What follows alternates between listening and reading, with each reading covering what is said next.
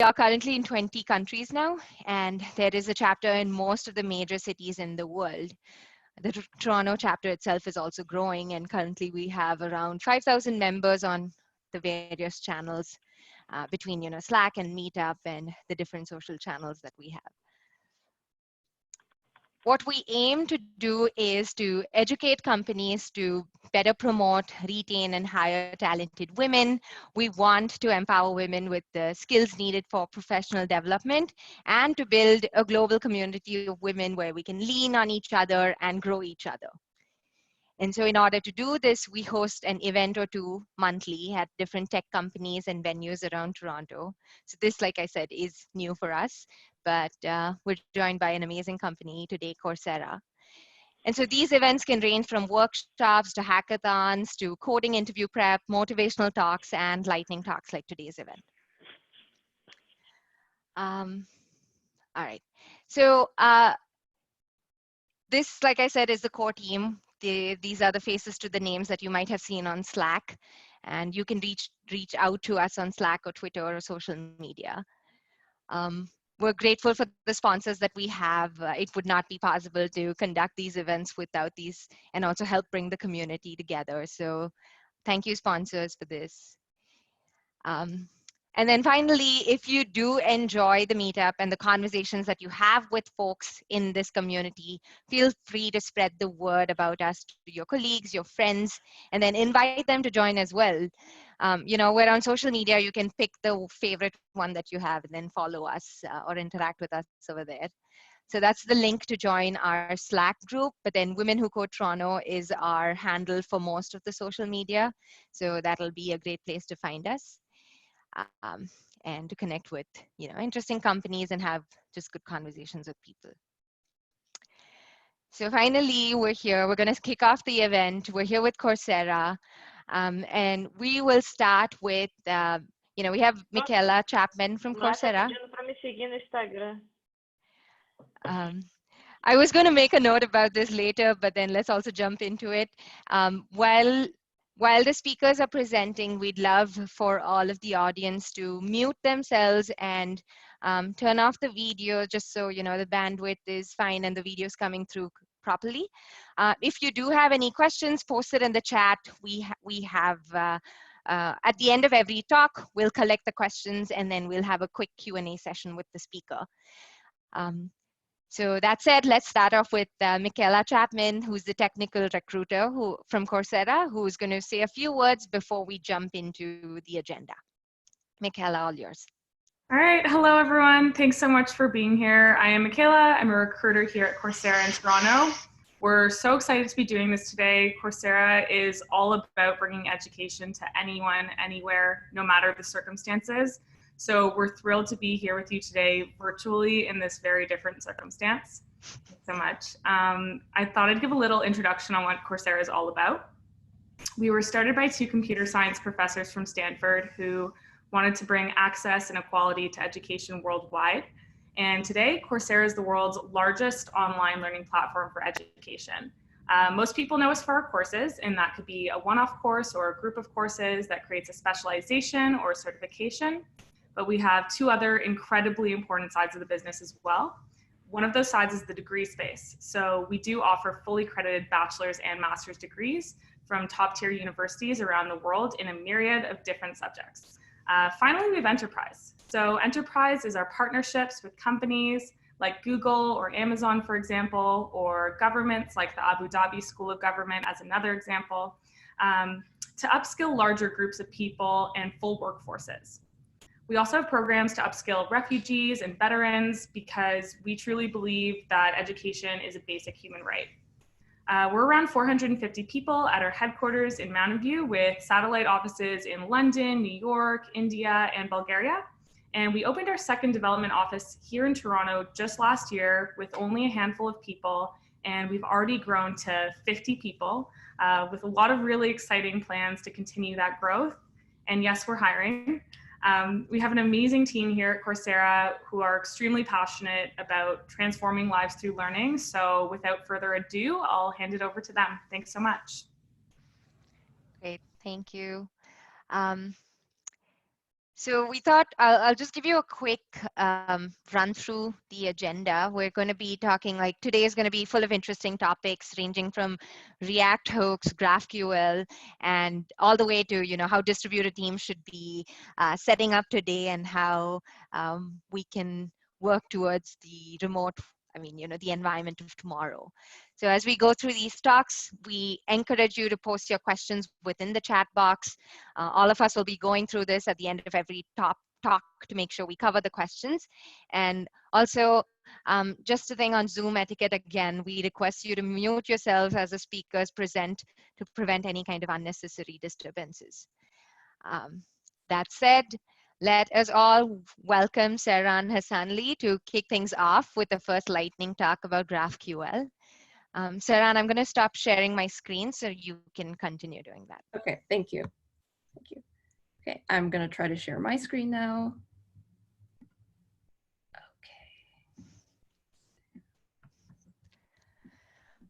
Okay, can people see my screen? Yeah. Okay, cool. So hi everyone, my name is Sehran Hasanli. I'm a software engineer here at Coursera, and today I'm going to be talking about a short history of GraphQL here at Coursera. But first, let's talk about what is GraphQL. GraphQL is a querying language for our APIs. So before we get into more details, let's talk about something that we're already familiar with, like REST. So what is REST essentially? REST is used for defining and sharing resources. Each resource is identified by URL. And usually you send a request to a URL to get a certain response, like a GET or POST request. And once you get a response, usually it'll be in a JSON format because it's a common use case because of its flexibility. So here's an example of a REST call. Here we have an API, let's say API/books, and we're trying to get a book with ID 1. And a response will look something like a book will have a title and an author, and the author will have like a first name and last name. So you'll see here that we have book information as well as author information. So if you've worked with resources in the past with REST, you'll notice that resources are oftenly coupled, which means usually like you'll be making calls to different services and then adding extra logic on top to combine these resources to return a new response. In GraphQL, these concepts are different. In GraphQL, the resources are separate. So what do we mean by that? In GraphQL, we have a thing called schemas, and schemas are used to define our data types. So here in the given example, we have a book schema and an author schema.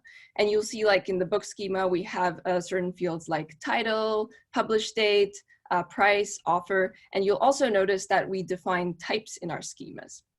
Same thing goes for author, like you'll see that an author has a first name, last name, and also the list of books that the author owns. So here that we see that we've defined our data types, but we haven't clearly showed how this data will be fetched by our clients. In GraphQL, the resources are not coupled. So you're able to make separate calls to different resources, and GraphQL, with the help of GraphQL schemas, we're able to combine these different data. So how do we do that? If we wanted to get, for example, a book or an author, we would need to use a defined query type, which we'll get into a bit later. But here you can see in this example that we have a query called a book and an author. So when you pass an ID to this book query, you get a book. And when you pass in a certain ID to the author query, you get an author. So let's say, for the sake of this example, we have a /GraphQL endpoint, and we will use that to pass in a query.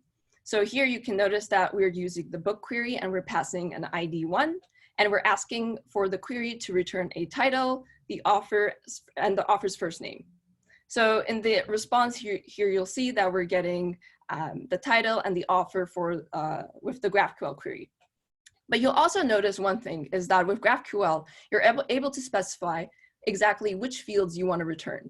So this helps us to get our payload back more efficiently and return back exactly what we need for our application, rather than getting a bunch of fields from the backend that we might not necessarily need. So going back to what I was talking about, the entry point of data. In GraphQL, we have two types of defined entry point data, and that's query and mutations. So we had an example with query, and what is a mutation? Well, mutation essentially by the name of itself means to mutate data. So you can kind of think of this as like a post request. So you're sending certain data, and that with the help of mutations, it will update the data in the backend. So in the given example here, we have a mutation called add comment. So we can use that to pass in a certain comment to add, for example, for an offer or book.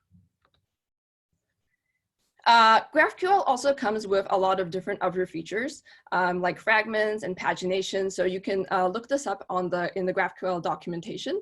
But it has like a lot of powerful tools, and one of them being pagination.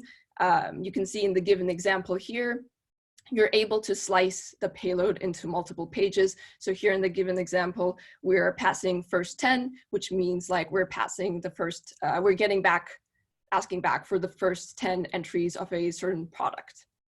So this allows us to essentially make smaller calls and not load our servers. So now let's talk a little bit about the Apollo server. The Apollo server is essentially used for storing our schemas, and it is compatible with any GraphQL client, including the Apollo client. So here in the diagram, you will see that it's sort of like in the middle of the front end being like the web and mobile apps and our microservices. So the Apollo server, if we were to summarize what it is essentially used for, is it allows us to fetch data quickly. It allows us to add new features like adding more schemas and queries. It is universally compatible with any data source, build tool, and GraphQL client. And it has certain features that allows developers to ship things to production faster. So when you have the Apollo server, it also comes with the GraphQL playground. And that is essentially like a graphical interactive in-browser GraphQL IDE. You can sort of think of this like Postman for REST. It allows you to test your queries and schemas that you've implemented. And at the same time, it also auto-generates necessary documentation for the schemas that you've created. So another great thing of GraphQL is type safety. GraphQL has a certain tool called CodeGen that you can use to generate TypeScript types from your GraphQL queries. This allows the clients to validate that they're following the rules. And also it ensures that our services don't break our clients. So now that we've talked a little bit about like the basics of GraphQL, let's talk about how we use GraphQL at Coursera. Let's first talk about what our backend structure looks like. In our backend, we essentially use Scala language as well as the Play framework to build our backend APIs. We also have an in-house built tool called Naptime, and it allows us to develop REST APIs because we use Scala language. So it helps us connect our backend to our front-end web and mobile applications. It is open source, so you are able to look it up online. And it was primarily built to increase developer productivity because it comes with certain features that allows developers to create new resources really fast. And with time, we've noted, like, because of all the features that we have, we've come to a point where we have over 1,000 resources.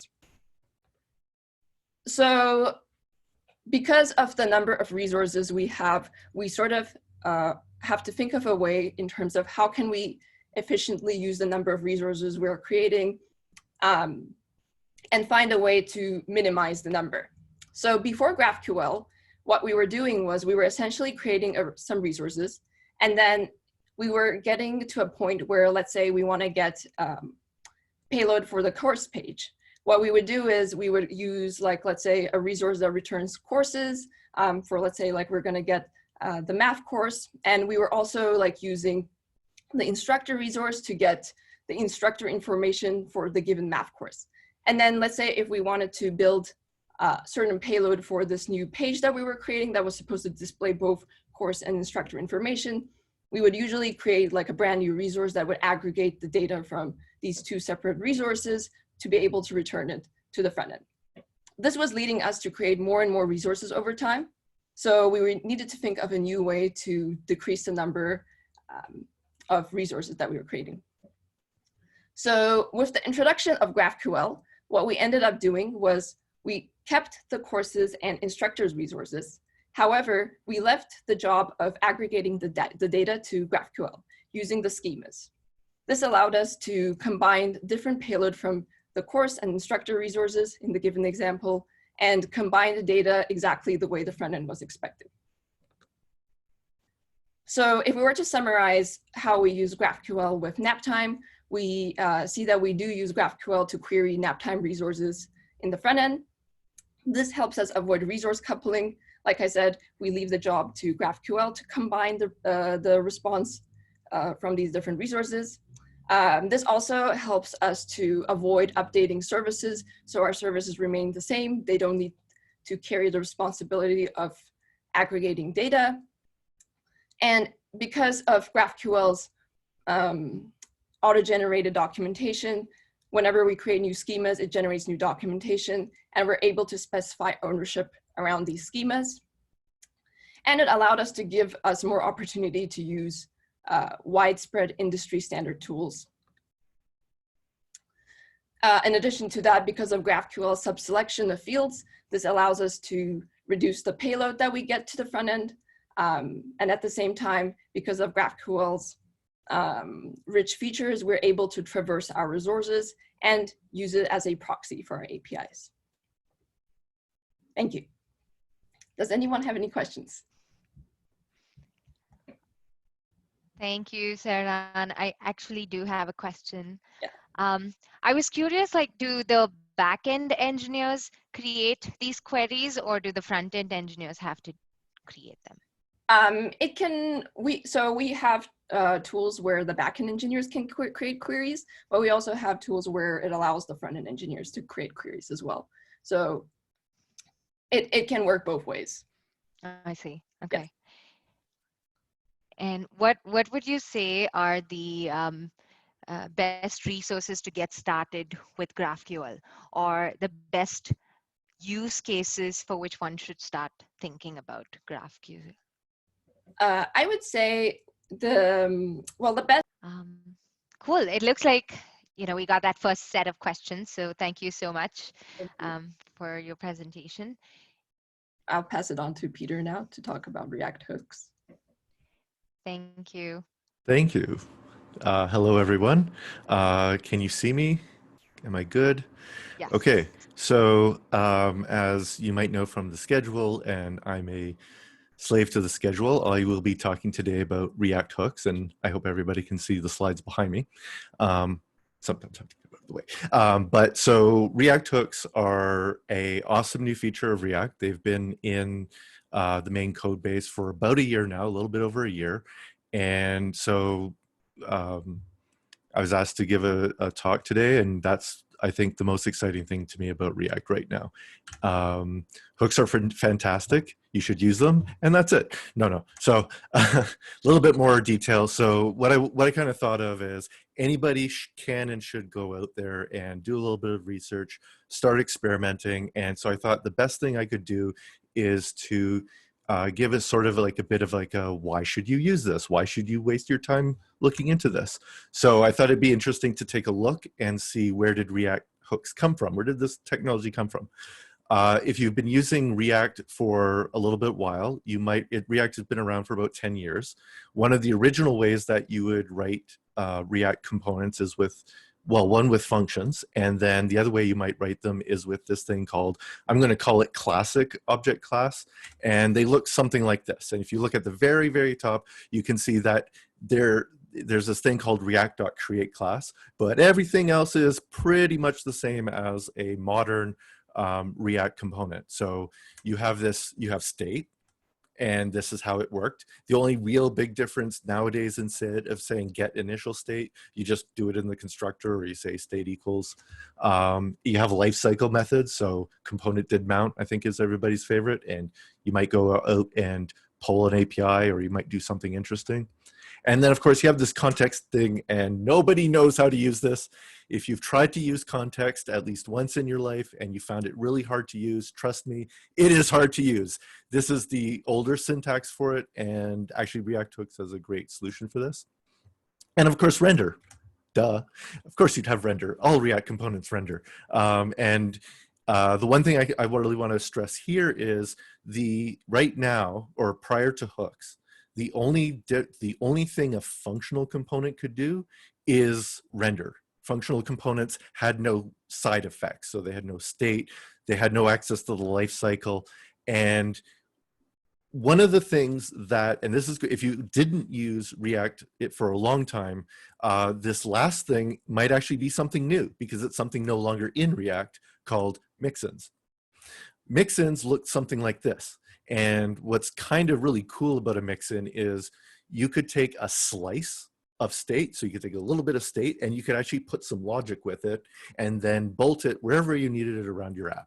And that's really cool because then mixins might look something like this. And the one thing, don't worry about the details of the code, just know that you have this, like you have the state, the value, and you can put they work exactly like components, they just don't have a render method. The problem with them, as you can probably see here, is the syntax is a little confusing. So they're awesome because they're like these reusable logic blocks. If you've worked with higher order components, you might say, hey, those look a little bit like higher order components, and that they kind of are. But they're confusing to use, and they ended up being very tightly coupled to the component. So you'd end up building it for a component, and then they really wouldn't be that useful outside of that component. And kind of hard to test because you couldn't really instantiate them on their own. So if we look at modern React, we have all the same. Modern React, we're told, composition over inheritance. So in modern React, we have these lovely classes things that came along with ES6. And we're told that composition is better than inheritance. We're told this in the manual. So if you haven't looked at React docs, this is the part of the docs that say the beautiful thing. Composition is better than inheritance. I could go on all about category theory and HASA versus ISA relationships. HASA are much easier to express, much easier to understand. And most multiple inheritance models are bizarrely confusing. So what do class components do? We've already talked about this briefly. They do the same things that the old components do. They manage state, they access lifecycle, they preserve some kind of value. You know, you can bind things and access the lifecycle. So that should give you a high level view. And now you might be thinking, you might already know about React hooks and you might be using them. You're so lucky. But there's lots of reasons why you might not be using them. And as a matter of fact, this is kind of where we are at Coursera, is we really want to use these things, but we're not quite there yet. And why aren't we there? Because they're awesome. They're awesome. Why aren't you using them? Well, it's new syntax. Who likes learning new syntax? I don't see any hands up. Of course, I'm just looking at my monitor, so I can't see your hands. But I'm going to imagine that none of your hands are up because nobody likes just, hey, here's new syntax. Use it. Yay. And you might not be sure of the value that something new brings to the table. And then here's where Coursera is. You might have a really big code base that's been written in a really particular way, and you might not be able to turn to your boss and say, hey boss, I'm going to do this thing and I can't really tell you what the value is to you, but it's going to make my life more fun. And your boss turns to you and says, no. Fortunately at Coursera, we have great bosses. We're actually doing a big conversion to move our code base into a place where we can use React 16, but this can be a sticking point for a lot of people. And you might not have upgraded yet, and you might not be getting the time to upgrade. So you're going to have to think about why you're using them. And I've put a few slides together to show that. So reasons for upgrading: fewer concepts. Now, I have been a developer now for over 20 years, and there's a lot of stuff up here. And every time I learn one new thing, I forget two older things. So it's like, hey, here's one new thing, there goes two things. And you can only build a sort of mental model, I find, for so much. So whenever something comes along that reduces the number of things I have to know, I'm happy about that. So first of all, fewer concepts. You can now do with React hooks everything in a functional component. You don't need classes anymore. And in fact, Dan Abramov, I'm in the way. Dan Abramov said, you know, if the community embraces hooks, it reduces the number of concepts you need to juggle when writing React applications. You can just always use functions. You don't need higher order components. You don't need extra render props. You don't need to switch between these different ways of doing things. You get one way of doing things and it's awesome. So here's a quick view of what that might look like. And I'm just going to get myself out of the way on this one. And you can see that on the one side, on the left side, you have a pretty standard component. And on the right side, you have, oh, wait a minute, where did everything go? It all seems to be different. You have state, and it's right here. What you're going to see in a second is you can actually bind slices of your state to the logic that manages it. So it's great for putting things together in that way. And so they're also easier to test. So I wrote my own little hook here called use counter, and you can see use counter, it has some state. It also creates a little callback that knows how to increment. And then down here in the test, I don't even need to create a component. I can just test how the hook works. I can test how this logic, now obviously incrementing a component is probably one of the simplest things you can do, but you can imagine if you had more complicated logic in here, you can isolate it and test it in a much more defined ways. And they're extremely reusable. If you were to Google awesome React hooks, you're going to find massive libraries with lots of hooks that you can just bolt into your application and start using.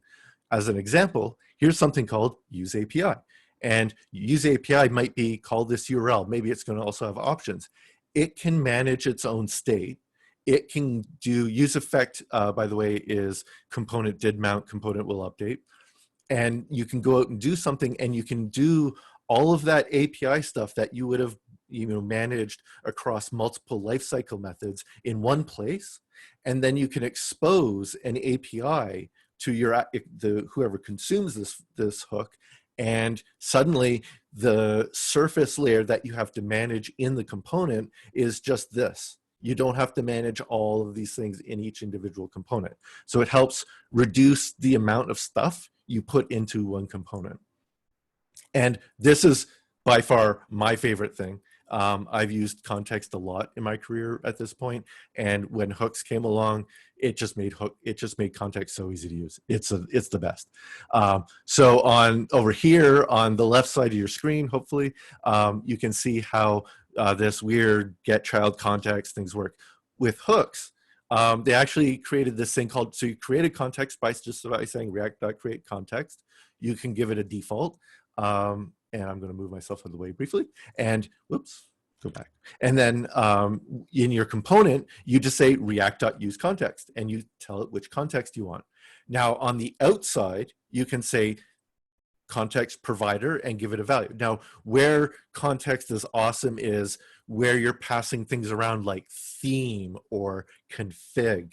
And it might be a hard thing to figure out how many props should I put in an app. And if you're not using context, the answer is, I have a lot of props. I have to pass in my theme. I have to pass in my config. And I have to keep passing the stuff all the way through. And with context, you can actually make judicial use and pass some things in sort of like an overarching way. And so finally, how can you learn more if the only thing you take away from this presentation is, hooks, I should be using them, or hooks, I've been using them. I've been validated for using them. So if you take away either one of those, then that's awesome. I'm kind of running short on time, so I'm just going to blaze through these last ones really quick. The life cycle, it's the same life cycle. You don't have to learn anything new. Use state, set state, pretty straightforward. Looks like that. Use effect, use layout. These ones are very intimidating at first, but they aren't. They're just component did mount, component will update, like this. Great for if you have to use jQuery components. This is great for encapsulating them. Use context, it's wonderful.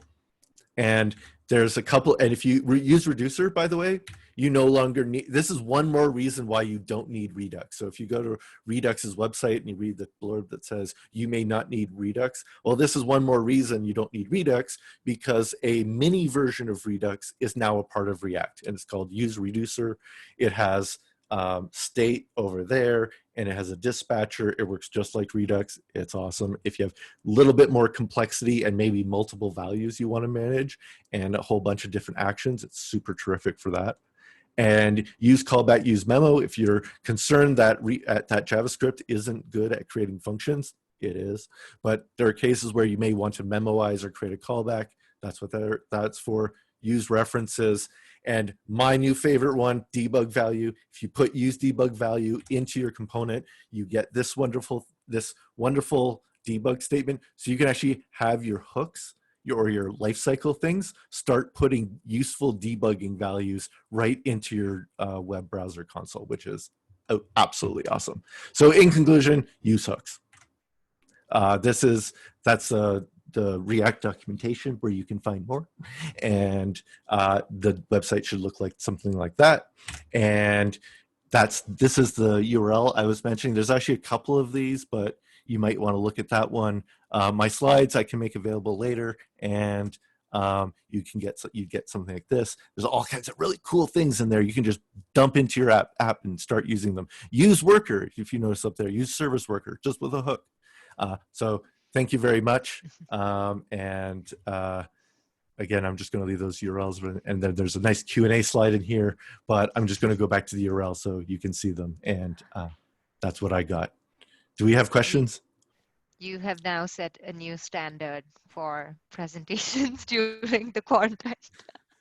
That was amazing, Peter. Thank you. Thank you. Thank you very much. Well, I have a question, but it was more broad, which was like, who chooses these new ways to build things?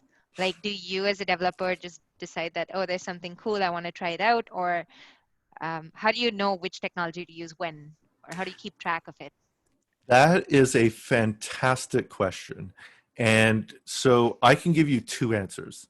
So in my career, I have been working at a lot of small businesses. So maybe 4 or 5 person company, or 4 or 5 developers. And when you're working in like a small group of people, it can be very ad hoc. So when you're a small group, it can be very easy to always upgrade, live on the bleeding edge, and you use the latest thing really fast. At Coursera, this is actually a fairly new experience for me, where you literally have, I think we have, I don't know, 30 plus front end developers. Actually, some of them are full stack. And we have this very interesting thing where we have a group of people and they're all like super fantastic.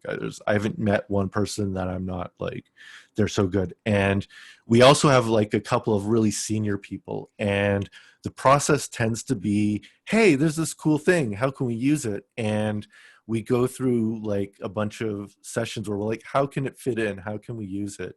And ultimately what we try to do is to create sort of like a decision document, or say, hey, there's this really cool thing. And so for upgrading to React, everybody's wanted to use hooks, everybody's wanted to use some of the newer features.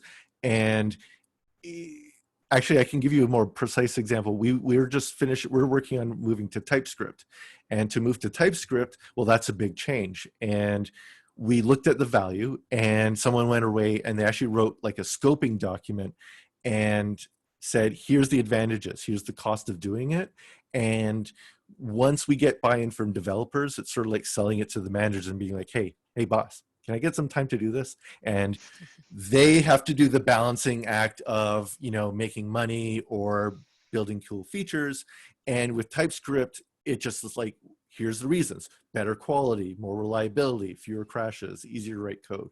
And the same thing with hooks.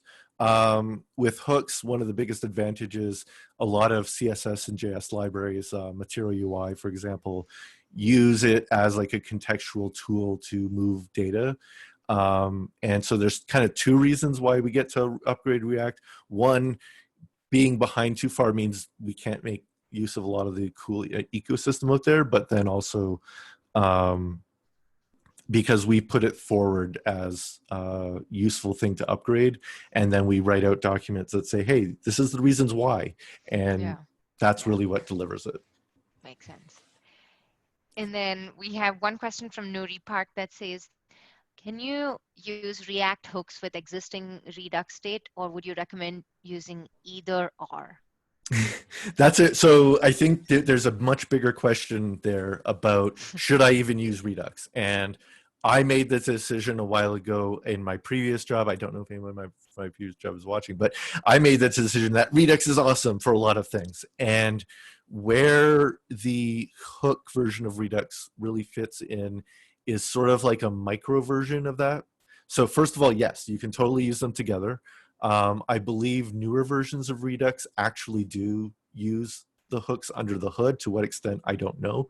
But you can certainly use them in parallel. And where I would use reducer is in like a small like side component where it's like, I need this to have a little bit of state, but not too much. And I want to have like a little management unit of it. Or if you have a case where state has like multiple values and you want to manage them in a very well-defined way, but you don't want the overhead of like Redux.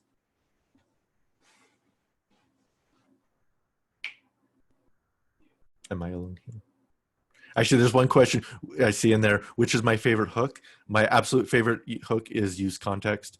The ability to use multiple contexts within one function without having to wrap all of these things with higher order components and all that messy madness that goes on. I think it's I think that's awesome, and I would totally recommend being very judicial about using Redux. Cool. All right. So I think we're going to Feng next. Yeah. If she's ready. And she's going to be talking about product data flow. So I'm going to leave your screens. Thank you, everybody. Thank you. Thanks, Peter. Let me share my screen here.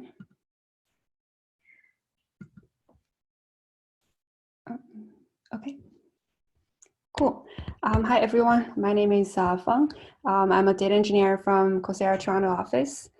So today I will talk about how data flows in a typical application, and most importantly, how does the data become insights that would help improve both your application and your user experience.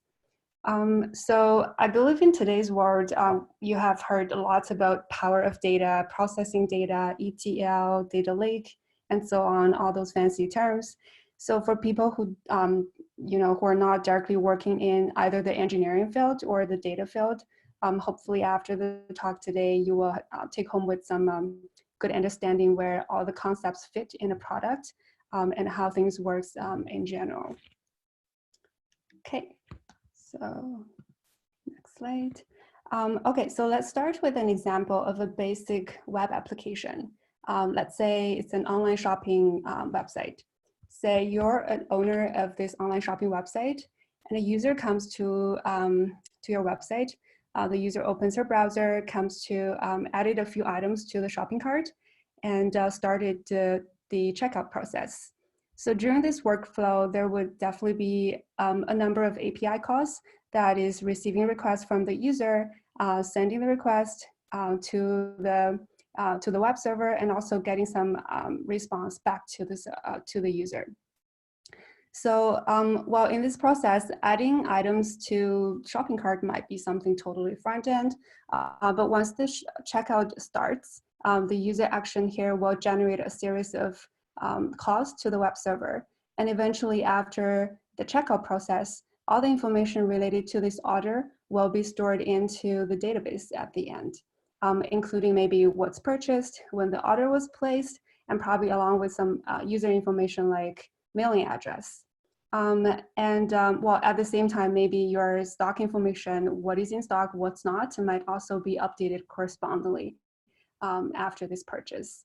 Well, before I go ahead, I also wanted to quickly mention that so everything here is very high level, and if we want to talk into details, we can really spend days talking about every single components here. For example, this web server, it might have multiple layers. This database, it might have partitions, it might have replications, things like that going on.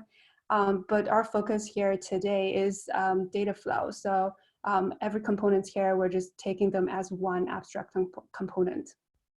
Okay, so the database here, now we talked about data is all stored in the transactional database, and we call it transactional database, and essentially it is to support and track all the real-time operations. So it stores all the data that has happened during the whole purchase process, as well as some maybe some other relevant information, like I mentioned, what is in stock and what is not, that is relevant to your website only. So the data will, the data here, it will change accordingly to a various of actions that has happened on the website, like making purchase, right? Okay, so that's about the flow from user all the way to the transactional database. And now we have data in our transactional database. Okay, so you are still the owner of this website. And at the end of every month, you might want to get a summary of your selling history, you know, just to keep track of your business or getting some report on revenue. So for this kind of, it could be a quick metric. It could be just a quick number, say how many users have registered or how many sales you have made during this month. So for those numbers, you can definitely go to your transactional database, do an ad hoc query, and you will get the number pretty soon in probably a second or two, because technically all the data is available here. And well, let's talk about something beyond that. As an owner, you might want to grow your business. So as a starting point, you probably are seeking to get more products to, you know, to serve your users better, or your shoppers in this case. So for example, you want to know the age category or the geolocation among the registered user. That's just one example, like to, you definitely want to get more data other than that to better predict what is to bring in to serve your users better. Well, yes, again, all the information is available in this transactional database, and you can retrieve whatever you want from here. Well, on the other hand, however, just imagine your business is pretty successful, and you are like, you have a large user base, and therefore your data is actually huge. And if that's the case, it just happens that you want to get a lot of data and you're doing this query from your transactional database. And guess what? It takes a lot of memories and CPUs, and your database can still handle that, but really it's on the limit. Well, you probably are happy that you can still get the result, but don't forget that at the same time, there are users here, they're still trying to make purchase, and it's on the same database. So your database can no longer handle that much, and your users will have to wait. So in that sense, that's basically why we don't, like in a typical application, we don't usually do the same query, like the same query, I mean analytical query and transactional queries on the same database. So in this case, usually it's a separate database that is to support any analytical or insights purpose. So, so now, like you get why, like usually we're getting a separate database for transactions. That's well, there's also other reasons to consider about, like, you know, separating the load is one consideration.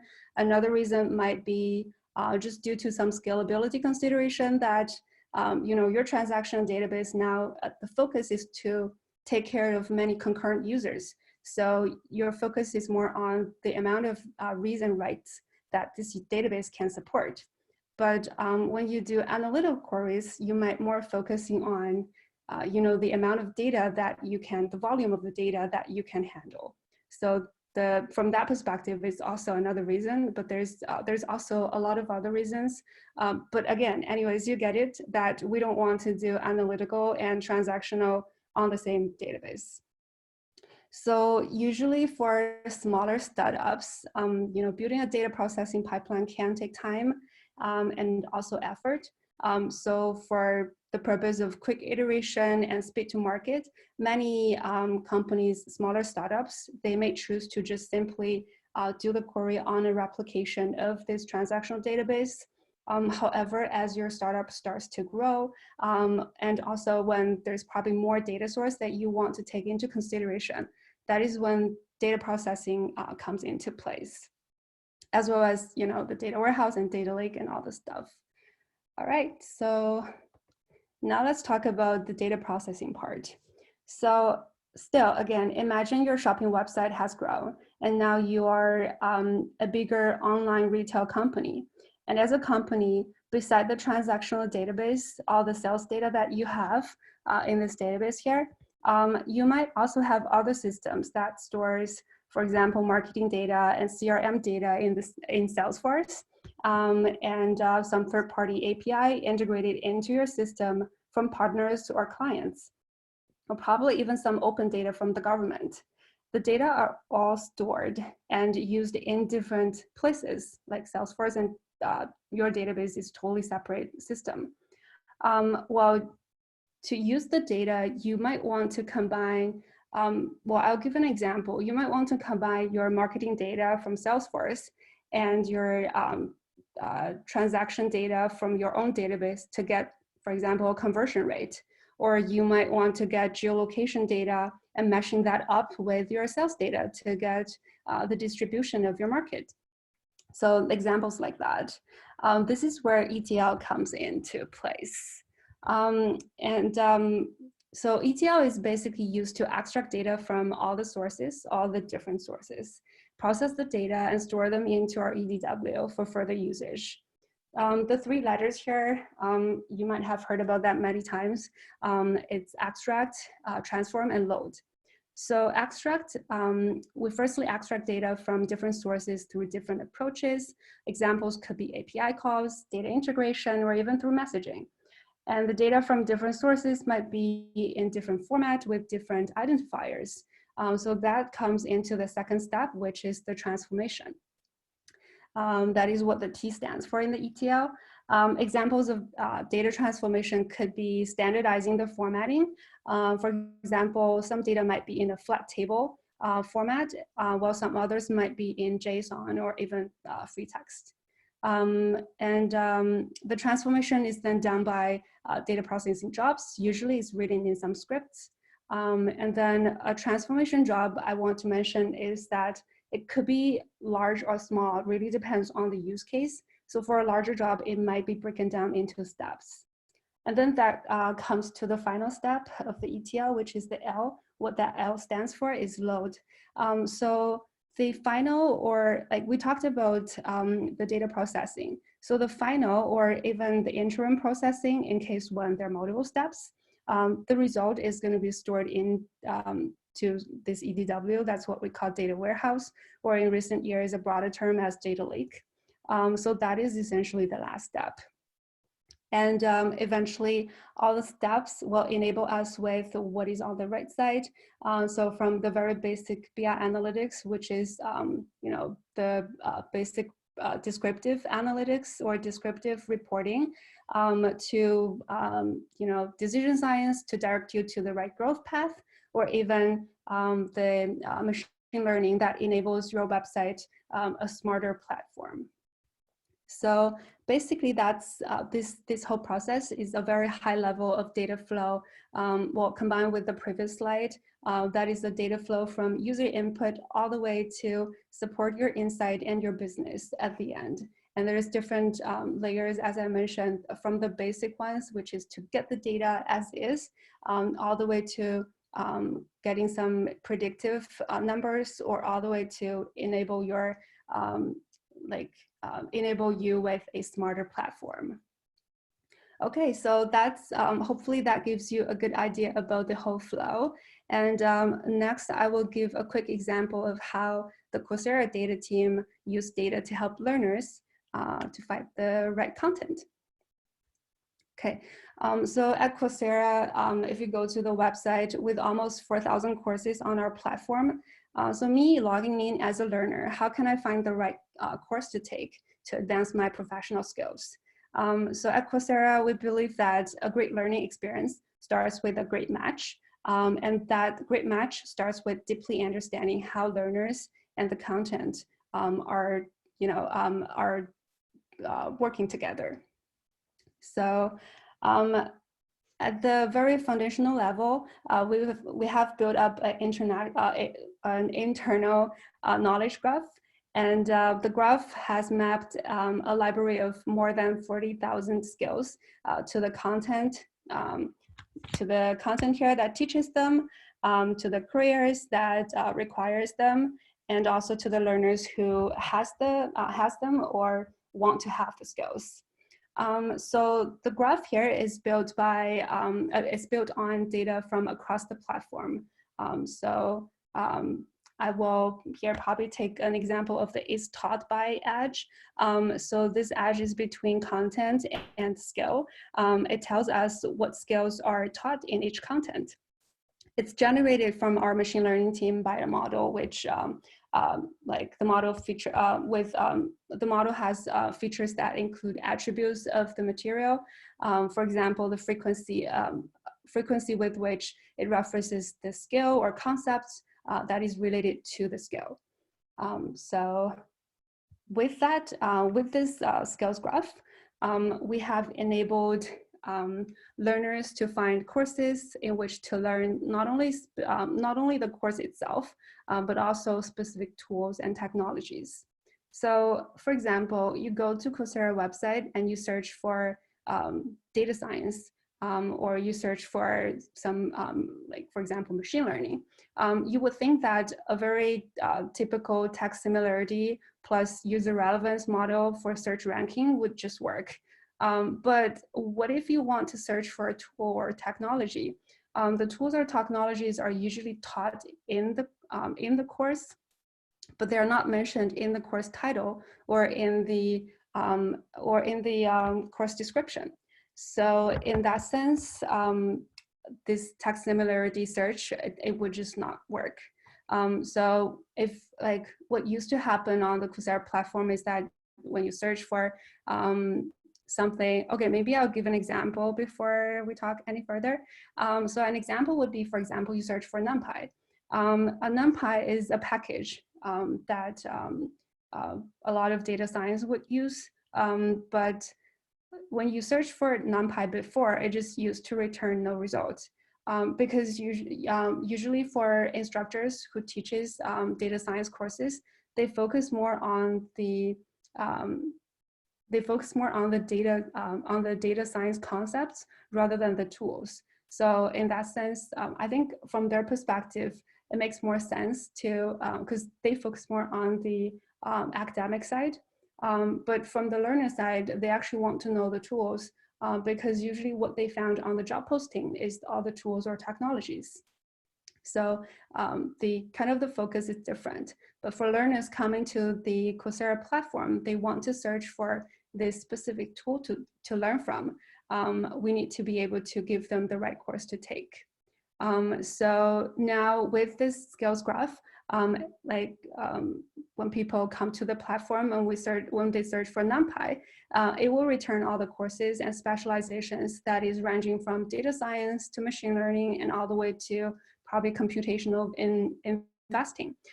So in each of the return courses, Python and NumPy is used in the courses, not directly mentioned, but they're all being used. So in this way, learners are getting a very good applied understanding of the technology. So another content discovery feature I'd like to mention is helping learners to find soft skills. So usually when learners are looking for courses, the soft skills are mentioned nowhere. The soft skills are more likely like a byproduct of a course. They're important byproduct, but still they're just byproduct. Well, I can give an example. It's like learners might come to the platform and search for confidence and stress management, but usually they're nowhere mentioned. Even in the course content, they're probably not mentioned, but people do report that they have learned these skills. So now if you go to the platform and search for these terms, you will be able to find courses returned. For example, learning how to learn. This is something that you might be able to find when you search for stress management. Okay, so moving moving over to course recommendation, sorry. Our data science team has built a model trained on all assessment questions attempted on the platform. In a nutshell, the model output an estimated difficulty for each questions. So marry these estimates with the skills graph, and along with a given learner's attempt on the assessment, we can infer the learner's level for a specific skill. And based on this, we will be able to recommend, for example, more advanced machine learning courses rather than beginner courses to a learner who is who has a lot of good relevant skills already. So yeah, so that's pretty much about the example that we use data to power the platform better and to help learners find the courses that they want, and that will help them to advance their skills. So hopefully by now, you will have a good idea about how data helps to not only get insights, but also to improve your application, and also to give your learners or like your users, a more in general term, your users with a better experience. Yeah, so that's everything for today. Do we have Thank you, Feng. questions? That was amazing. There are a couple of questions. One is more of a comment saying that someone has access to the Coursera courses, Chan, and it's been pretty awesome. That's and great then to hear. Nuri has a question.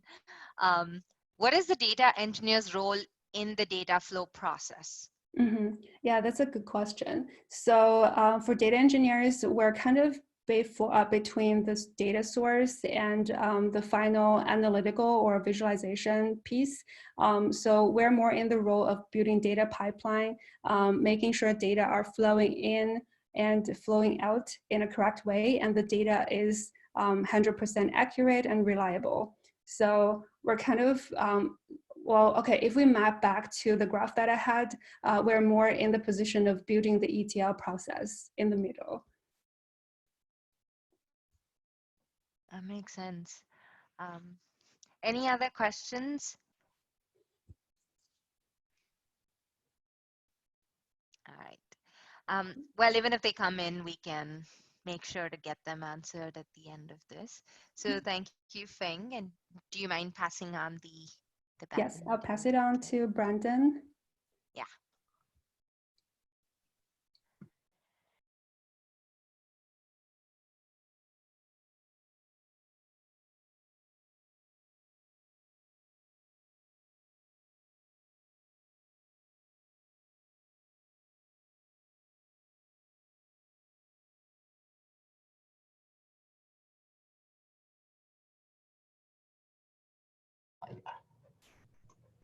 Hey, how's everyone going? How's it going, everyone? Is my screen visible to folks? Yeah. Great. Thanks, Peter, for the thumbs up. That's something cool that I found out about Zoom recently. Is the reactions. Cool. How's everyone doing today? My name is Brandon Trem, and the topic that I've been thinking about and I wanted to present to all of you today is about working in distributed teams, dividing and conquering with distributed teams. And I want to talk about how it relates to my experience here at Coursera. Yeah, so let's get into it. So just a bit about me, because I think it's related to the topic of distributed teams. I joined Coursera in California before we had another development office. It was all of our work was done in Mountain View in California, right where Google and LinkedIn is. And when I started at Coursera, I joined the mobile team. So I was working in the native iOS stack, and it's been a journey, really. I've had the great opportunity to work on all sorts of different aspects of the product. You know, transitioning from mobile to growth and running A/B tests on the website. Yeah, and then picking up a different stack along the way as well. Doing some of those tests allowed me to learn a bit about our backend. You heard a bit about that from Sehran earlier, you know, about our Scala backend and Play framework. yeah, and then from growth, I continued as a backend engineer, but something that we wanted to try new is start up an enterprise team for Coursera for Business. We already had an existing product for it, and we wanted to double down on it by start putting together a new team around it in Toronto and tapping into the local talent here. So yeah, basically you did a round trip from YYZ to SFO back. So what I want you to get out of it, this is just an overview of some of the major points I'll be going over. I wanted to use my own experience as a backend engineer to kind of inform some of these and relate to all you. So let's start off with definitions, like what is a distributed development team? There can be many different examples as we'll go through that. What are the benefits and challenges of working in a distributed team, basically? So it's pros and cons, like is it right for you? I'll explain about what we were looking for when we were first investigating another development office. How do distributed teams operate with excellence? So some of the lessons that we learned along the way as we're building out the team here, and how we can continue to operate at scale in this distributed fashion. And finally, how can you apply it in distributed development in your workplace? You can take some of these lessons, you can take all of these lessons, you can try some things, but we'll always try and relate it back to, whether it can work for you and your environment. So let's get into definitions, right? If I tell you what is a distributed, if I ask you what is a distributed team, you might imagine something like this, right? We have folks from all walks of life in different areas of the world, even contributing to the same product. And I think that's important here, is that no matter where you are, you're not bound by location. You are empowered to be a product owner, as a product manager, as a data engineer, as a software engineer. Building the applications, you have an input into what's going on to roadmap, or you're being consulted for that, right? And this resonates true with Coursera being a product-based company. We use our own stuff, and we're providing a service that for the world, right? So I like any other software engineer in the 21st century, I went and Googled what distributed team, a definition for it. I came up with this. So distributed teams are groups of coworkers who work remotely, either nearby or far away.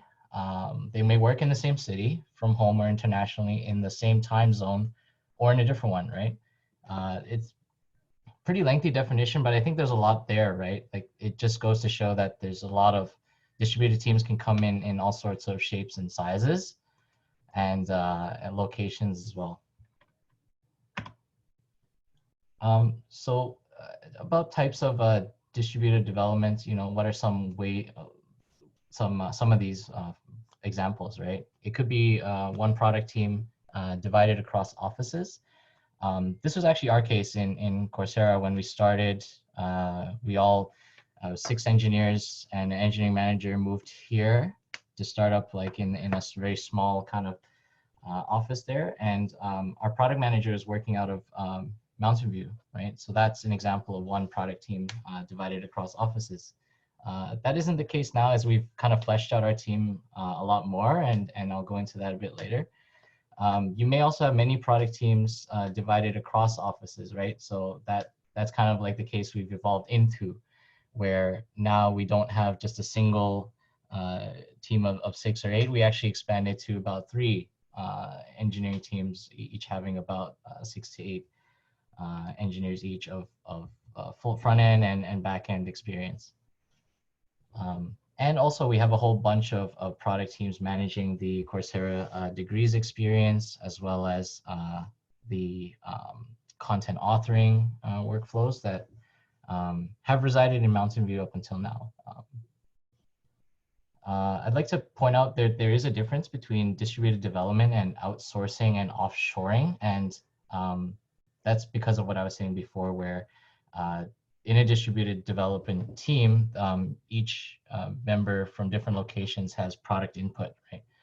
Whereas outsourcing, offshoring, you kind of already have a product and you want to mass produce it somewhere else for more cheaply, or contract the work out, basically. So there's kind of like, you're not working on necessarily the same organizational level, if you will. And the final version of distributed development is virtual team or remote only.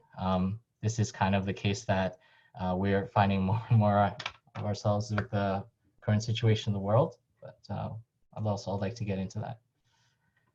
I mean, distributed development isn't a new concept for the software industry, right? This is the way open source software has been operating for a while. And only now it's finding ways into mainstream because tech companies are leading the charge there by equipping employees with work from home options, the ability and the equipment to be able to work from home, or fully remote working options, right? I believe that there are certain like GitHub, they have remote employees as well. Yeah. But what about other industries, right? Doesn't this apply only to tech? And I included a picture of our friends at the office here. I've been watching that recently because I miss being in an office. But you know, communications technology will only continue to improve, right? And as I was saying before, right, it was born out of the tech industry, this kind of idea of working from remote. But now texting someone is really even more ubiquitous than like calling someone in today's world. So the evolution and accessibility of communications tech allows a lot more flexibility and options to workers. It's not a direct replacement for face-to-face interaction, but it can definitely replicate it much better than it did 5 or 10 years ago. So definitely an option to consider there. Yeah. To summarize, right, distributed teams have many shapes and sizes. We also went over the definition of it. And there's a spectrum between in-person and remote work, right? You can have certain folks working out of an office. You might have maybe 1 day a week where you can denote to be like, oh, you know, you can work from remote. It caters well to employees, right? You can save time on commuting. You can better flex plan your day. It's generally a good benefit to have in today's world. Technology will continue to evolve, right? Allowing more and more of work flexibility. So, yeah. I'd like to move on to, you know, some of the benefits of working in a distributed team. And we'll also get into maybe some of the challenges that I've also observed as well. We can address those. Basically now it's no longer the, you know, congregation in Silicon Valley, although that is the, you know, where most people think of when they think of tech. Quality talent is no longer limited to your local area, right? It's no longer limited to, if you're in the Bay Area, you need to look within the Bay Area to find the folks that you need, right? Google's a mass scale example of this, where they hire folks from different cities and work locally from there, right? So in a highly competitive mainstream industry like technology, we're starting to see many newer Silicon Valleys appearing all over the world. And I like to call this like the exodus out of Silicon Valley. There's a lot of different cities coming up: Silicon Alley, Silicon Slopes, Silicon Cape, Silicon Valley North, right? To name a few. It was pretty fun trying to Google them all. Yeah, and in a distributed team, all members have the collective ownership of the end product, and this is very important for an internet company like Coursera, right? We're not. Our goal is we want to build a product where anyone, anywhere can access the world's best learning experience, and basically a distributed team lends itself easily.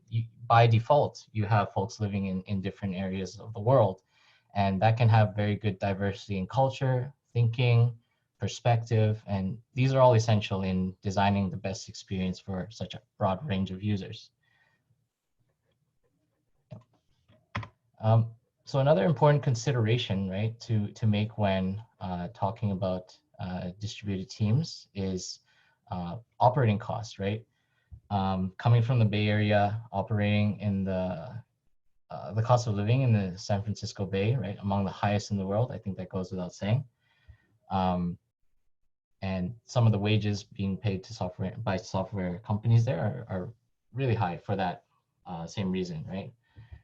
It can be a significant business advantage for you to set up a distributed team in an area where cost of living is lower, right? And I think we're starting to see a lot of this trend with Toronto. It's coming up in a lot of the headlines recently, right? I attached a link to a CBRE report there where they talk about Toronto being third in North America when it comes to criteria like tech talent supply, growth, concentration, cost, tech degrees in the area, right? There's a lot of great schools producing a lot of tech talent like all of you in the area. Industry outlook for tech, I think there's a lot of startups and incubators that I haven't seen before in the past. So that's really cool to see. Yeah, and also I guess apartment rent cost growth, that's something that's talked about a lot as well, and a big factor in cost of living. Yeah, so another reason why business owners might be interested in a distributed team is if a certain locale aligns with like the product market strategy, right? If you're trying to break into a certain area, maybe it makes sense for your business, hiring folks from the local community can bring really good awareness to the team, you know, for local culture, networking. This enables the team to develop really effective strategies for breaking into these new markets, right? It can inform product and can inform business decisions and strategy. And, yeah, so another reason why you might want to consider a team in another area.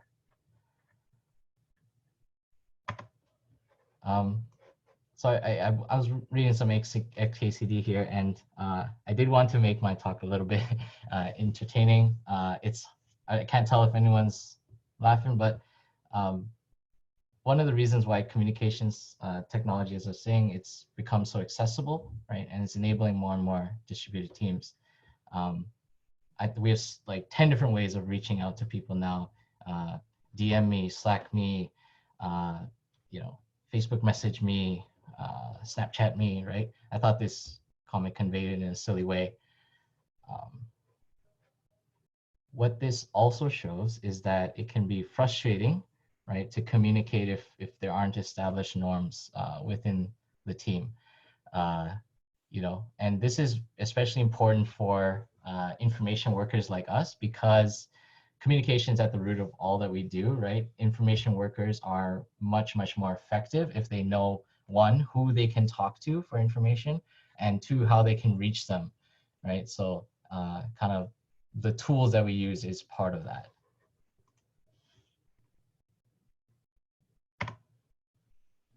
So I wanted to get into a bit of an example of like a case study of distributed teams. Actually, IBM considered the benefits of working in a distributed team back in the 90s. They saw potential of opening 5 distributed offices around the world in a model they called following the sun. It's called following the sun because development was happening whenever the sun was up, right?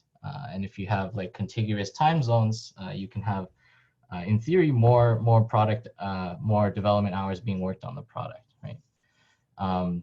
Development was passed off by a team that was closing out the day to a team that was like starting up the day.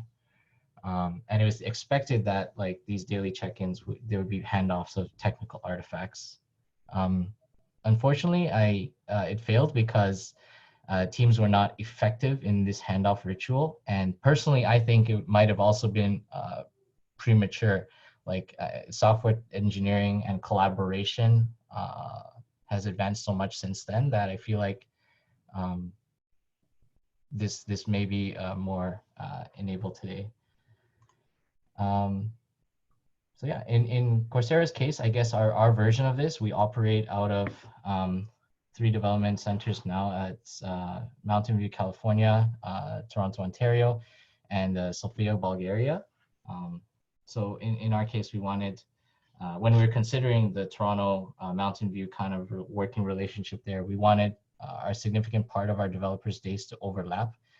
That's an idea we call golden hours, right? That's when you can reach and collaborate with people across multiple offices, and that's the expectation set in there.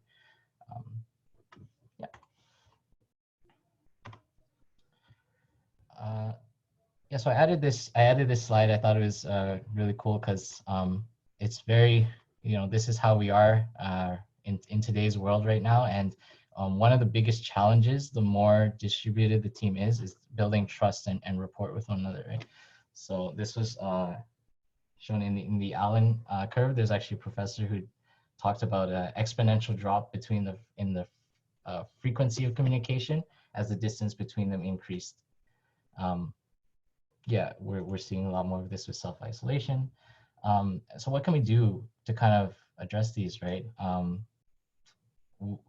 What worked for us is scheduling regular times with each of your teammates for casual chats, make it a bit more intentional, at least give that time, because the communication is less frequent by default. We started organizing coffee breaks every day and have a Zoom link that people can join up and just shoot the breeze. So encourage folks to use video chats. It's very important we have that face-to-face interaction. I thought Peter's talk was a great example of this, where he was really animated and pointing to things on his screen even. Zoom virtual backgrounds help with this. It's really fun to enable video with that feature. So do leverage the technology for connecting with others in these trying times. So I hope you can see there are many creative ways we can leverage modern technology to bring a distributed team together. But it's no true replacement for face-to-face interaction. So when all of this is over and we're all coming out again, schedule some time to physically see your coworkers, right? Whether it be an after-hour social event or temporarily working from their office if you're in a different location, right? Last year we did this a lot, where we had many visitors to our office from Mountain View. It was product leaders, engineering leaders. These are great opportunities for the new staff that we hired in, locally sourced in Toronto to meet existing staff, right? This is really great because the team in Toronto also needs to be aligned with the team in Mountain View on the kind of product that we're building. That's the whole point of doing distributed development. So we discussed things like team vision. Charter had a bunch of sessions around those. To summarize the benefits and challenges, right? Working with a distributed team is not definitively better or worse, it's different. There are things to consider, benefits and challenges, and take what may work for you, right? Talent, operations, and marketing benefits should be considered. There's a lot of upside to doing distributed development. So, and use technology, right? Face-to-face interactions, leverage them to kind of build rapport within the team, because that's the hardest thing to do.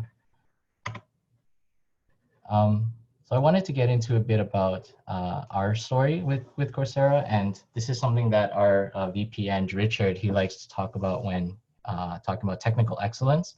There are 3 things that contribute to a high-functioning engineering organization, and that's people. That's the people that's doing the work. There's process. That's how the work is being done. And there's technology, right? That helps the people perform the work. So at Coursera, we see all of these as essential towards technical excellence. So getting a new distributed team started also involves all 3. So I'd like to take you back to a year or 2 when we were planning out our engineering expansion, right? So the most important thing when getting started is a lot of investigation before you even loop in who's going to be on the team, right? You need to do a whole lot of planning. So This was led by our engineering directors and leaders, right? And they looped in the right folks from our human resources, IT, legal team, accounting, executives, logistics, the list goes on, right? But assembling all of these folks here, it's kind of to develop a shared understanding of the team charter is the most important thing to start with. And the decision for the team in Toronto to start with is to own the Coursera for enterprise product. It gives small and large teams access to the bulk of the Coursera catalog. And it's a focused experience upskilling cross-train employees. So very important to Coursera's business there, right? And we wanted that because we didn't want to start another development shop and kind of outsource, all the things that weren't so challenging, right? We didn't want to give just trivial stuff over there. We wanted to operate as equals. Yeah, I've been told like ideally we would want to operate in such a way like we don't know which one is the main development. But that's a long stretch that our VPNs would aspirationally like us to get to. So at the core of the team charter are the results, and I'd like to call this out in particular because focusing on these is good for a distributed team, right? For accountability and rewarding the good performance. And it's pretty easy in a distributed team to get distracted by different things, but if you're focusing on the results, it gives the team something to rally around. So I put this picture here because once the team charter has been agreed on, it's time to assemble the dream team, right? So how did we go about this? We started with surveying experienced Coursera engineers who demonstrated great performance about the office bootstrapping opportunity. So this really helped to have continuity of existing company knowledge in the new office. So then when new employees joined, they were able to check in with existing employees and kind of almost cross-pollinate the culture there as well. Yeah. So we started small with six folks to begin with, and we've grown, as you can tell from here. We've done a lot of sourcing, been out to recruiting events. This was actually a photo from our previous office where we had our Makeathon event out of there. So you can see how much we've grown. It's been 8 months after that. Yeah. So as engineering was having success building a team in Toronto, it also turned heads from other department leads to follow the example. Now that we have like a working example here. Now we have many functions in Toronto Coursera office, right? Including all of the ones you see here. And shameless plug, this is a link to our careers page. We are hiring. You can check out all of those postings there. They're grouped by location as well, so you can check which one's in Mountain View in Toronto. Yep. So another thing I'd like to call out that helps us transition over here is the existing processes. They lend themselves to be adapted easily by the Coursera Toronto office, in that all product teams at Coursera were already kind of had this unified objectives and results planning model. We would kind of have this quarterly process and all teams were a part of. Something that also helped us build the team was having streamlined interview panels. We had a pretty good idea of our interview process coming in, and that made it easy to kind of adapt for hiring in Toronto as well, because we were expecting like a same caliber of talent as well. And other, more micro kind of processes like sprint processes, agile development, backlog estimation, the process of doing retrospectives. These were already known processes taught within the company to all product teams. So this really helped us to hit the ground running, right? To be able to deliver on the planned product OKRs as well as expand them, the team all within the span of a year. One thing we had to get better at though was documenting things. And this is because agile development was envisioned for small cluster teams in the same location and relies on like in-person communication. Like everyone has this shared context through informal means. So we started to get better at like documenting product decisions, technical discussions where we open it up to anyone that wants to present a tech design or something to the group. And also this helped with keeping track of scope changes because it was hard to manage these things if they were not all written down. Something that we used for this was a wiki. We use Confluence for that. So another thing that a goal of the Toronto office was also to understand how much our engineering organizations could scale, right? Coursera is very much hyper growing. Like when I started, it was maybe 150 employees total. Now when we check in on virtual town halls, it's like 400 people plus. So it's really grown since then. And another thing that we wanted to get right is when we bring on all these new people is how are they going to get to be productive quickly, right? So that they can start doing meaningful work. So to train new developers, we'd been getting help from experienced Coursera engineers who volunteered their time to help teach bootcamp sessions. This could be around like database management, API development, GraphQL as, for example, right? So we held the bootcamp sessions over Zoom and in cohorts so that if you came in the middle of one, you could join the next one. Both California and Toronto employees can participate in these. So that was really good. Yeah, and then the last piece of the Venn diagram earlier basically was technology, right? To help people do the work. This is a very interesting time, and make sure you have good internet, audio, and video. I've been bitten by this definitely, where I've been trying to run like estimation for Jira tickets we have in our backlog, but the lag spikes were just making it very frustrating. And also, like, as we're accessing all of our secured stuff from remote, do discuss with your IT team, right? If this is secured access that you need to provide to any of these applications you may be using. So for us, we use SSO, single sign-on, using Okta. There are other vendors that you can use for single sign-on as well. But it should be one that can provide you access to all of the applications that you may use on a day-to-day basis, right? I'd like to show you some of those today on this slide. This is just a collection of like the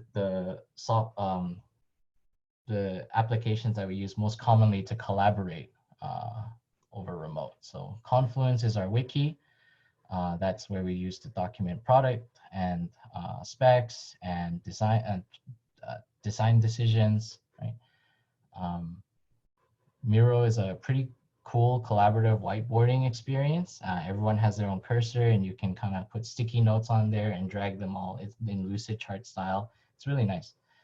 Envision is for collaborating with our design team. They send over the designs and development team looks at them and we have like kind of feedback on there as well. Jira is mainly for tracking our tasks to do on a day-to-day. Zoom, we're all familiar with. And Slack is really cool because I like Slack.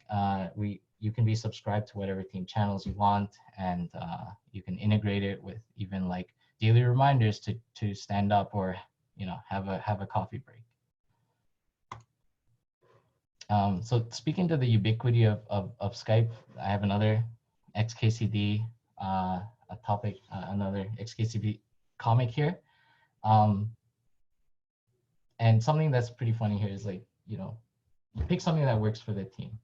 In 2017, it's, we've got almost everyone on Slack, but 3 people refused to quit IRC and connect via the gateway. So Slack's pretty great for most people, but figure out something that works for your team, whether it be HipChat, Google Chat, something that everyone can discover and find and collaborate on. So operating with excellence, right? To summarize, start with the team charter. It's very important to get this right, especially for a team that will be owning a piece of the product. Assemble the people, build the dream team, scale the hiring process around this. It's very good if you can have an easily adaptable interview panel. We want to learn and document and teach the processes. Basically, like, in terms of technical stack, concepts, conventions, and even culture, right? Having the bootstrapping team there to help with the new folks coming on was very good for this. Yeah, and use technology to collaborate effectively. Yep. I added this picture of a pulse here because I'd like to kind of get into how you might apply this in your workplace, right? We've gone over the benefits and challenges. We've gone over what distributed teams are. I'd like to talk about, like, you know, the feedback loop, right? So we have this thing called at Coursera called the Employee Pulse Survey that we run every year, and all employees answer a bunch of questions, you know, around like product direction, leadership. Are you getting the help you need to do your job? How can you be more effective? Those kinds of questions. And we make changes in our processes as a result of some of these suggestions from this Pulse survey, right? And one of these things that could come out of it is, like, you know, can we have more remote working options, right? So I encourage you to, you know, start with having a good feedback loop from your employees to understand their wants and needs, whether that be something related to working from remote options, right? And there's a whole process around aggregating the feedback, putting together a plan with the right stakeholders, and deploying the plan, communicating it to those out. Yep. And of course, like, you know, us being here in Toronto, it's started out as an experiment, and now we're actually iterating on it. We have 40 going on 50 employees out of Toronto office now, and the growth looks like it's continuing. So you know, have a good rapport with those working across the distributed office, so you can have the feedback come back and inform future decisions. Yeah, and thanks. I hope everyone took a little bit of something, you know, tips and tricks for working with distributed teams. Yeah, I'd be happy to take any questions people have. Thank you. That was so relevant to, I think, what we're all experiencing today. So there was a lot of good nuggets in there. So thank you so much, Brandon. Yeah. We do have some questions. Like, I think it's more of a discussion. What would you say is one of the most challenging part about working remotely, and how does your team overcome it? Yeah. Yeah, I think the most great question, by the way, and I think it's very relevant to ask, because this is a big shift in a lot of our lives, right? And I think that in itself makes it like even the most, you know, easy habitual things you might have been trying to do before, you have to adapt your current lifestyle to that now, and that in itself is very challenging for a lot of people. We as humans thrive on habit, right? So when that changes, that can be very hard to start new habits, right? So I think it comes back to habits, and in our team we have a really good habit of biasing towards face-to-face communication over Zoom whenever, like, we're trying to discuss something. And you know, you ever had that where, like, your mind might be thinking faster than you can type, and you're like, can we just talk about this over a call or something? So you know, we're not afraid to jump on a call with our teammates, whether just to chat or discuss about, you know, this piece of code here, leverage the technology there, right? If I'm working with a teammate, we're actually looking at the same code listing together by using share screen. And I think also along with that, you can also leverage the technology to build rapport. You can have like virtual happy hours, virtual presentations, show and tells with each other. You can run games, right? There's a couple of games out there. We're trying this right now, virtual board games with the team, where everyone logs in, connects with their phone or the browser, and we can play over Zoom. That's super cool. I think that's next level. Isn't there Pandemic, right? That's the isn't that a game? It's to do with surviving a pandemic. I wonder if yeah, that's Pandemic. available virtually. I can actually check into that. I can ask my coworker about that one. I've been running the Jackbox TV games. Those work pretty well. Like Drawful 2. That one is like a Pictionary kind of game. Yeah. That also has like trivia kind of games too. Yeah. It looks like most people love it. Yeah, See I think this. Drawful 2 actually went free a week ago or so. So if you got it then, you could download it for free. Super cool. Um, yeah, I myself work at Netlify, which is also globally distributed. More like, we have individuals working from all around the globe. So it's not even pockets of people, but just like individuals. Like I work from Toronto, and then there's somebody in Portland, in Chicago. So while we were fortunate enough to be set up that way even before we had to, um, there are challenges that we face ourselves. So thank you for sharing all of this. Yeah, my pleasure. Um, Thank you for listening. of course. So there were some questions that came in for Feng as well. So and we do have, a couple of minutes before we end. So Feng, I'll read them out for you. Um, Okay. One is, what language do you use to build the ETL process? So for now, we're mostly using SQL and Python. So it depends on the use case. We might use one or the other, but mostly are the two. Okay. Is there a difference between a data architect and data engineer? Right. So I think so firstly, I wanted to mention that data engineer is relatively a new title that comes into place probably like 2 or 3 years ago only. So when you look for data engineer roles and responsibility from online, you might get different descriptions here and there, depending on companies.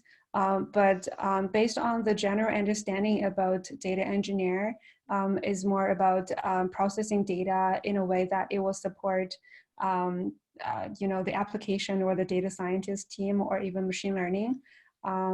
While for data architect is more about working with engineers to build application, to architect the data storage and the data processing on the application side.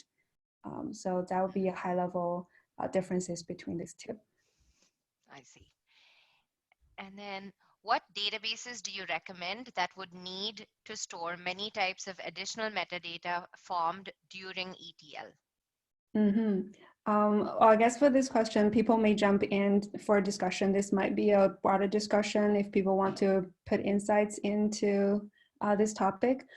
So in my experience, like storing metadata, it's really like, it depends on what kind of metadata you want to store. Like my experience, I would like just simply pick Postgres because it's like it supports both the flat data type as well as some like it has the JSON or JSON-B type that you could dump anything that you want to, along with the very typical flat table format.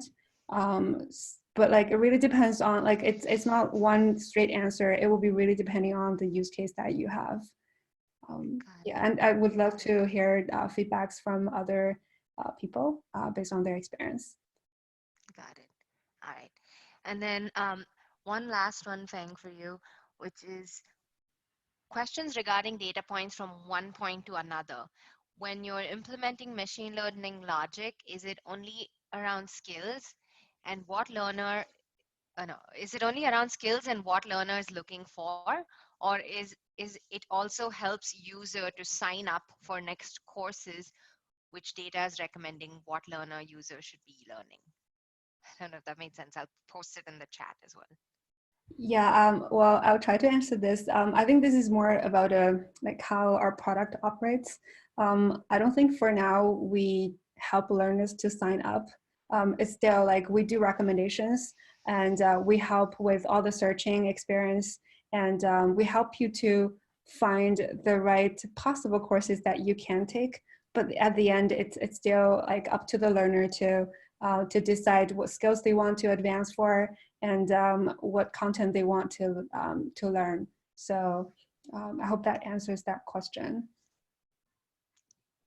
Cool. And then we have a question from Eileen, which is for Sehran or Peter, which is, what are some of the features or products within Coursera that you guys are working on? Yeah, so Coursera for Business owns, so we're like the enterprise team. So we own Coursera for Business and Coursera for Campus. So there are like a few products that we mainly work on, and that's mainly facing the learner side as well as the enterprise admin side. So those are like the main two front-end products that we work on. And yeah. If any, like Peter has anything to add. Yeah, I can just add, like, for, I guess, the past 4 or 5 months or so, I've been working on the design system.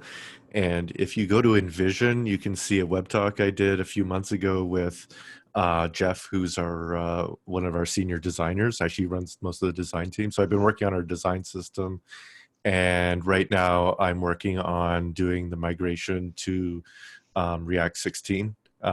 For reasons I've already discussed, and as well as, taking on, little work projects that need to be done from time to time. I'm just finishing up gradebook exports, for example. So both a bit of product, but also technology development. Yeah. Cool. Amongst all 4 of you, I feel like we have a good idea of what Coursera is up to now. So thank you for sharing that. It looks like the questions have stopped coming. So we've answered them all. So I wanted to take this time to thank you all for spending your evening with us and sharing everything that you're working on. The topics were super interesting and we really enjoyed it. Like, this is our first virtual event. So it is new for us as well, and then the audience is super engaged and we really enjoyed the topic. So thank you so much. Thank you for like spending your evening after a whole day of work is a lot to ask for. So we really appreciate it, and stay tuned for more news from our side, and also stay safe, everybody. Thank you. Thank you for having us. Stay safe. Bye.